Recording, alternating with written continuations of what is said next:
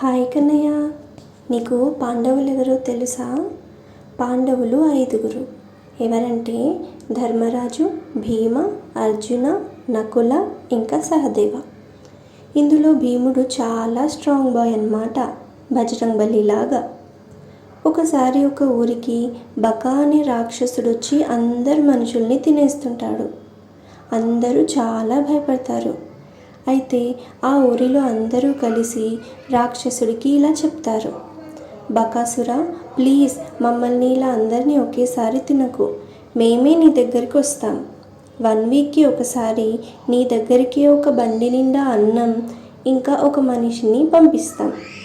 నువ్వు ఊరి బయటనే ఉండు అని చెప్తారు ఆ ఊరిలో అందరూ జనాలు.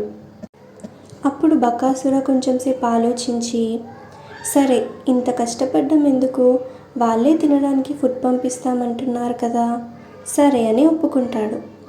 ఇలా ఎవ్రీ వీక్ ఒక బండి నిండా అన్నం ఇంకా తినడానికి ఒక మనిషిని కూడా పంపించేవారు ఆ ఊరిలో అందరూ. పాండవులు 5 ఇంకా వాళ్ళ అమ్మ అరణ్యవాసం చేస్తున్నప్పుడు ఇదే ఊరిలో ఒక బ్రాహ్మణుడి ఇంట్లో ఉంటారు. ఆ రోజు ఆ బ్రాహ్మణుడు వెళ్ళాల్సి వస్తుంది రాక్షసుడి దగ్గరికి. పాపం ఆ ఇంట్లో అందరూ ఏడుస్తూ ఉంటారు, ఆ బ్రాహ్మణుడిని రాక్షసుడు చంపేస్తాడు ఈరోజు అని. ఇదంతా పాండవుల వాళ్ళ అమ్మ కుంతి తెలుసుకొని వాళ్ళతో చెప్తుంది: మీరు ఏం బాధపడకండి, మీ బదులు ఈరోజు నా కొడుకు భీముడు వెళ్తాడు. భీముడు ఆ రాక్షసుని చంపి వస్తాడు, మీరు ఏం బాధపడకండి అని చెప్తుంది వాళ్ళతో. ఆ బ్రాహ్మణుడు వద్దని చెప్తాడు. కానీ కుంతి భీముడు చాలా బలవంతుడు, ఆ రాక్షసుడు భీముడిని ఏం చేయలేడు అని చెప్తుంది. ఈ విషయం మొత్తం కుంతిమాత భీముడికి చెప్తుంది. భీముడు సరే వెళ్తాను అంటాడు.